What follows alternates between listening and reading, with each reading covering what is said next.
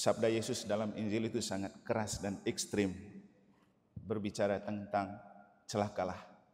Tapi coba saya melembutkan makna dari kata-kata Yesus ini dengan sebuah renungan bertolak dari pengalaman apa yang kita alami di awal misa, untuk mengarahkan kita coba lebih memaknai hal ini. Refren Mazmur, tuntunlah aku ya Tuhan di jalan yang kekal. Pertanyaannya, apa itu jalan kekal dan di mana jalan yang kekal itu bisa kita lewati dan kita lalui? Romo Clemens, Frater, Suster, Bapak Ibu, Saudara-saudari, adik-adik dan anak-anak sekalian yang saya kasih dalam Tuhan, jalan yang kekal itu jalan yang menuntun kita atau sebuah kondisi di mana kita berjumpa dengan Allah dan mengalami sukacita dan kebahagiaan atau keselamatan hidup dalam Allah. Pertanyaannya, di manakah jalan itu bisa kita jumpai di dunia? Jawabannya, di gereja. Gereja itu jalan Allah, jalan yang mengantar kita menuju jalan yang kekal. Tadi waktu kita berdoa rosario, saya itu dihadapkan dengan sebuah permenungan ketika kita mendoakan doa peristiwa rosario, peristiwa sedih, di mana di dalamnya peristiwa pertama kita merenungkan Yesus berdoa di Taman Getsemani dalam sakaratul maut, yang mungkin gambarnya seperti ini. Kemudian yang saya bayangkan itu ketika kita umat Paroki Mataram yang berpelindungkan Bunda Maria melakukan doa bersama, doa rosario di tempat ini, di gereja yang entahkah dulu dipikirkan atau tidak dan sekarang kita maknai atau tidak, itu ketika di bagian belakang altar terdapat gambar-gambar seperti paling atas itu gambar perjamuan anak domba di surga. Jadi ada anak domba abadi di tengah, dikelilingi Bunda Maria, ada para rasul, ada orang-orang kudus. Di paling atas itu Bapa Pencipta. Yang menariknya ada malaikat di sana. Dan setelah malaikat itu menikmati perjamuan surga, mereka turun ke dunia. Makanya di gambar yang kedua itu ada malaikat datang dari surga membawa Alkitab, kitab suci, untuk orang di dunia menikmati juga perjamuan seperti yang dilakukan di surga itu. Nah, Anda lihat di bagian bawah ada altar yang dikelilingi oleh orang-orang yang sedang melakukan perjamuan. Dan menariknya, di tengah altar itu ada monstrans seperti yang ada di depan, dan yang itu juga akan kita sembah karena hari ini Jumat pertama. Nah, yang saya renungkan begini, mengapa di gereja kita yang berpelindungkan Bunda Maria ditempatkan gambar yang simbolik seperti ini? Jawabannya, kalau dihubungkan dengan bacaan suci, itu karena gereja adalah jalan menuju ke surga. Seringkali saya mengatakan, kita ke gereja untuk kita menatap surga dan kita menata hidup kepada surga yang kita tatap. Itulah yang terpenting dari kita menjadi anggota gereja, untuk menatap surga dan untuk menata hidup yang mengarahkan kita ke surga. Maka paling penting ke gereja itu untuk kita bisa menikmati surga itu ada di tengah kita, ada di dalam kehidupan kita. Dan itulah kenapa seringkali saya mengatakan kita merayakan Ekaristi dalam gereja itu kita sedang menikmati surga yang ada di dunia. Maka Bapak Ibu, kalau ke gereja tanggalkan dulu pikiran lain, jangan keburu waktu karena kita sedang menikmati suasana surga. Seringkali kita dibatasi waktu atau ke gereja hanya sebagai sebuah rutinitas atau juga mungkin sebuah absensi saja supaya nyata kita Katolik, teman lingkungan tahu, teman KBG tahu. Tapi kalau Anda ke gereja motivasinya untuk absen, itu tidak akan memberikan kebahagiaan. Tapi kalau datang ke gereja karena yakin bahwa dengan ke gereja kita sedang masuk dalam sebuah perjalanan Tuhan menuju jalan abadi di surga, itu yang membuat kita selalu kepingin dan rindu ke gereja. Karena kita mau menikmati surga, mau menatap surga. Suasana di gereja ini tidak akan pernah ada di bank, tidak akan pernah ada di kantor, tidak akan pernah ada di toko, tidak akan pernah ada di pasar, tidak akan pernah ada di tempat lain. Hanya di sini. Makanya tadi saya bilang, kalau mau berjalan di jalan yang kekal, ke gereja. Karena gereja adalah jalan menuju hidup kekal, jalan menuju surga. Nah, Bapak Ibu Saudara-saudari, hidup kita itu sebuah perjalanan. Ada banyak jalan yang kita lalui dan kita pilih. Ada jalan pintas, ada jalan-jalan, dan ada jalan yang menuntun kita ke jalan yang menyelamatkan. Nah, pertanyaannya, bagaimana kita tahu kita akan menuju sebuah jalan yang menyelamatkan dan melewati jalan keselamatan? Itu tidak mudah. Karena ternyata kalau kita terus bergulat dan merefleksikan, jalan kekal itu jalan yang tidak mudah dilalui dan jalan yang tidak mudah dicapai kalau kita tidak melalui jalan salib. Yesus baru sampai ke jalan abadi ketika melewati jalan salib. Dan jalan salib itu jalan yang penuh, ada kerikil, ada duri, ada hinaan, ada fitnahan, ada cacihan, dan apapun bentuk ekspresi seperti yang diekspresikan oleh algojo-algojo atau orang-orang yang menyertai Yesus dalam jalan salib ke Golgota dan menyalibkan Yesus. Jadi seperti melewati sebuah kerikil-kerikil tajam atau sebuah gelombang besar di laut yang membuat kita macam ketar-ketir gitu. Tapi orang yang setia melewati jalan itu akan dikasih jalan abadi. Saya rasa juga hidup kita kalau tidak melewati lika-liku perjalanan yang seperti itu, kita tidak akan pernah sampai ke jalan yang mengasihkan.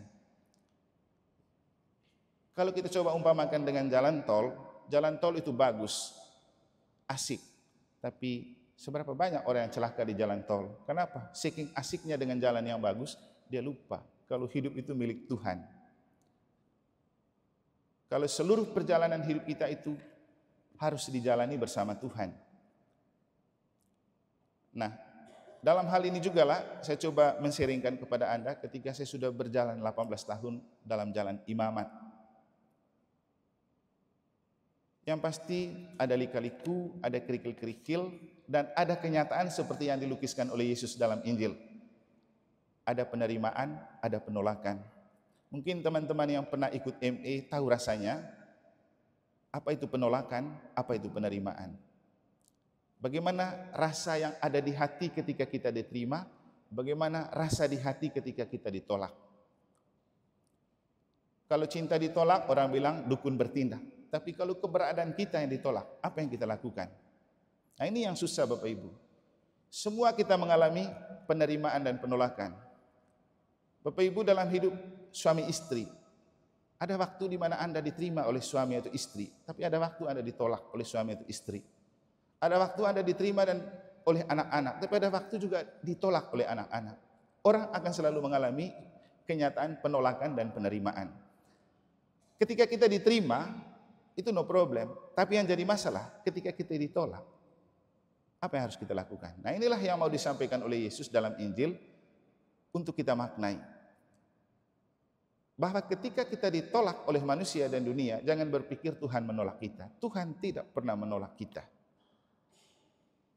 Tuhan akan selalu menerima kita seperti apapun keadaan kita. Bahkan ketika kita terperosok jatuh dalam dosa yang oleh manusia dianggap kita tidak layak dan tidak pantas, justru disitulah Tuhan sangat menyayangi kita. Makanya Mazmur itu menulis, Tuhan suka dengan orang yang remuk redam hatinya. Nah, orang yang remuk redam hatinya selalu ditolak oleh dunia, oleh manusia. Tidak gampang itu kita menerima orang curhat. Karena kita pasti punya kesibukan, kita juga pasti punya perasaan. Ketika orang mau datang bercerita dan bercurhat, itu tidak mudah untuk kita terima. Dan bayangkan ketika kita mau curhat, tapi orang menolak, apa rasanya? Tapi Tuhan tidak pernah menolak. Bapak Ibu mau datang kapan saja curhat di hadapan Tuhan, Tuhan tidak akan pernah menolak. Bahkan ketika kita mencurahkan seluruh keberadaan kita dalam kelemahan, kerapuhan, dan keberdosaan, Tuhan tetap terima. Karena Tuhan sangat mencintai orang berdosa, walaupun membenci dosa. Nah, inilah juga pengalaman yang saya alami dalam perjalanan sebagai seorang imam selama 18 tahun. Bahwa kita jadi imam, awalnya orang menerima, tapi lama-lama juga orang tolak. Tapi ketika ditolak, apa yang harus dilakukan? Melarikan diri? Tidak. Melarikan diri kepada Tuhan, oke. Itulah yang dilakukan oleh Ayub dalam bacaan pertama. Ia melarikan diri kepada Tuhan. Ia melewati jalan yang ditentukan oleh Tuhan, lalu harus melalui penderitaan. Sampai Tuhan menyampaikan banyak pertanyaan kepada dia. Terakhir dia cuma bilang, aku ini terlalu hina. Silakan Tuhan mau buat apa saja. Jadi Bapak Ibu, yang paling penting sebenarnya menemukan diri sebagai orang yang hina, tak pantas dan tak layak di hadapan Tuhan. Dan Tuhan pasti menerima kita yang seperti itu. Dunia dan manusia pasti menolak. Nah, inilah keistimewaan hidup beriman. Ketika kita ditolak oleh dunia dan manusia, Tuhan tetap menerima kita, bahkan memeluk dan menyayangi kita. Itulah fungsinya kita ke gereja. Jadi Tuhan tidak pernah menolak kita, walaupun sesama, bahkan orang terdekat, mungkin menolak kita. Maka ketika kita menemui jalan penolakan dalam hidup, larilah kepada Tuhan. Jangan salah memilih jalan. Apalagi kalau kita lagi gabut dan galau, jangan salah memilih jalan. Karena kalau kita curhat sembarang juga repot. Bisa jadi kita lalu lama-lama jatuh hati pada orang yang menerima curhat kita, atau bisa jadi juga apa yang kita curhatkan itu akan menjadi bahan cerita dan bahan gosip yang akan disebarkan kemana-mana. Tapi kalau kita datang bercerita kepada Tuhan, selalu diamankan oleh Tuhan. Bapak Ibu Saudara-saudari, ada satu prinsip yang penting untuk ketika kita mengalami penolakan dalam hidup, atau ketika kita ditinggalkan sendiri dalam hidup, atau bahkan orang yang awalnya menerima kita, memuji-muji dan mengagung-agungkan kita, kemudian akan balik membenci dan menolak. Ini prinsip yang Anda pegang, moto tabisan saya. Tidak memaksa untuk Anda memakai, tapi saya hanya mau mengatakan satu hal yang sangat menguatkan saya dalam panggilan, dalam suka duka, apapun bentuk bahkan penolakan, saya tetap percaya bahwa aku tidak seorang diri, sebab Bapa selalu menyertai aku. Itu ungkapan Yesus sendiri dari Yohanes 16:32. Ketika Yesus berdoa, murid-muridnya pergi dan meninggalkan dia. Yesus bilang apa? Kamu akan pergi dan dicerai-beraikan. Kamu akan meninggalkan aku seorang diri. Tapi sesungguhnya aku tidak seorang diri, sebab Bapa menyertai aku senantiasa. Nah Bapak Ibu, ini kata-kata Yesus. Ini peneguhan dan kredo yang dibangun oleh Yesus ketika dia menemukan bahwa dalam hidup orang akan menolak kita, orang akan meninggalkan kita, orang akan membuat kita berjuang sendiri. Tapi dalam kesendirian itu, agar kita tidak kesepian, percayalah Tuhan ada di situ. Tuhan hadir untuk menyertai kita. Tuhan hadir untuk meneguhkan kita. Karena memang Tuhan tidak pernah menolak kita. Terima kasih untuk Anda yang telah hadir dalam perayaan ini, untuk bersyukur bersama saya di hari ulang tahun Tabisan yang ke-18.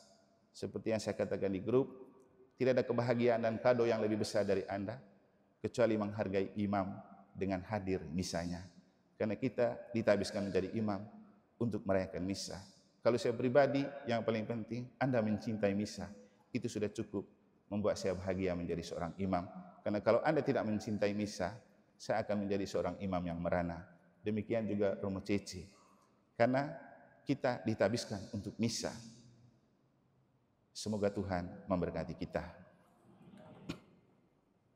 Amin. Kasih karunia dan damai sejahtera dari Allah Bapa dan dari Putranya Tuhan kita Yesus Kristus bersamamu.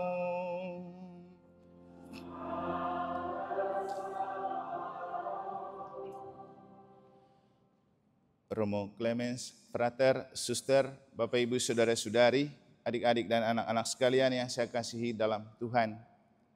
Hari ini kita memperingati Santo Fransiskus dari Assisi, pelindung para Fransiskan, juga termasuk Paus Fransiskus.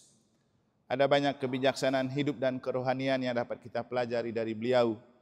Yang paling terkenal ketika ia sangat menyatu dengan Allah, diaplikasikan dengan kesatuan dengan alam. Itulah kenapa beliau sangat dekat dengan apapun makhluk ciptaan Allah dan harus dipelihara dengan baik. Ada dua hal yang dapat kita maknai dari bacaan suci yang akan kita dengar. terkait dengan bacaan hari ini. Yang pertama, referen Mazmur ketika pemazmur mengajak kita untuk meminta kepada Tuhan, Tuhan tuntunlah aku di jalan yang kekal. Kita juga akan memaknai arti dari apa artinya penolakan dan penerimaan dalam hidup kita, sebagaimana yang akan kita dengar dalam Injil dari yang disampaikan oleh Yesus. Dalam perayaan Ekaristi Kudus hari ini secara khusus, kita menyatukan rasa syukur dan permohonan berkat untuk pastor paroki kita, Romo Martinus Emmanuel Ano, yang hari ini merayakan hari ulang tahun tabisan ke-18 tahun. Juga bersama Pater Martinus Fatin SPD yang merayakan ulang tahun tabisan ke-25. Semoga kami tetap berjalan dalam jalan yang ditunjukkan oleh Allah untuk berkarya sebagai imam di mana saja kami diutus, terutama untuk saya pribadi dalam karya pelayanan sebagai pastor paroki di paroki ini. Kita juga bersatu dalam rasa syukur untuk selesai dan terkabulnya doa novena 3 Salam Maria dari seseorang, juga atas terkabulnya doa novena dari seorang ibu. Kita juga berdoa untuk mohon keselamatan kekal bagi Bapak Wempi Blantran de Rosari yang telah dipanggil Tuhan 7 tahun yang lalu, dan Emiliana BL de Rosari yang telah dipanggil Tuhan 3 tahun yang lalu. Kita juga menyatukan segala wujud doa dan intensi kita dalam perayaan ini, juga dalam penyembahan sakramen Maha Kudus yang kita lakukan di Jumat pertama bulan Oktober ini. Kita awali perayaan Ekaristi Kudus ini dengan memeriksa diri, menyesali, dan memohon ampun atas segala dosa dan kesalahan kita.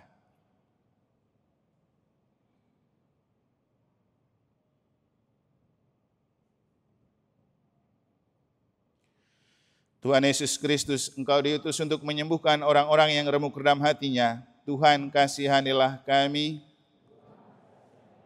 Engkau datang untuk memanggil orang-orang yang berdosa. Kristus, kasihanilah kami.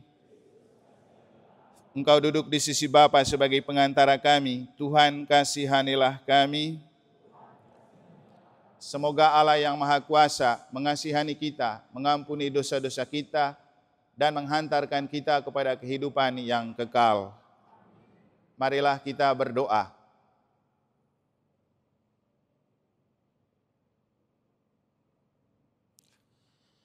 Allah Bapa sumber kasih setia, Engkau telah memanggil Santo Fransiskus untuk menghidupi kemiskinan dan kerendahan Kristus yang rela mengorbankan dirinya demi manusia. Kami bersyukur untuk rahmat, panggilan, dan imamat yang telah Engkau berikan kepada hamba-Mu ini, yang telah memasuki usia 18 tahun. Semoga Engkau menjaga dan memelihara rahmat panggilan ini bersama segenap umat-Mu dalam karya pelayanan sebagai pastor paroki di Paroki Santa Maria Immaculata Mataram ini dan di Dekanat NTB ini. Semoga Engkau juga menuntun jalan kami dan segenap umat-Mu yang hadir dalam perayaan ini, mereka semua yang berkehendak baik, untuk membiarkan hidupnya berjalan sesuai dengan rencana dan kehendak-Mu yang terjelma dalam diri Yesus Kristus, Putra-Mu Tuhan dan pengantara kami, yang bersama dengan Dikau dalam persekutuan dengan Roh Kudus hidup dan berkuasa, Allah sepanjang segala masa.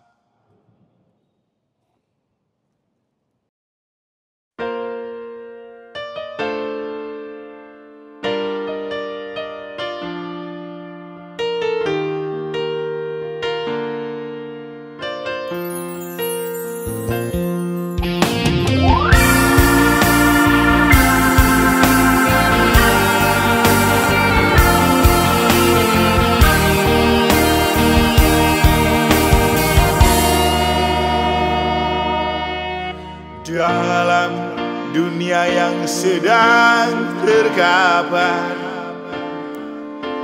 yang buat kita tercerai berai, kadang ada rasa takut kehilangan. Kuatkanlah iman pada Sang Pencipta. Saat hati diselimuti gelisah, surga. Datanglah berpasrah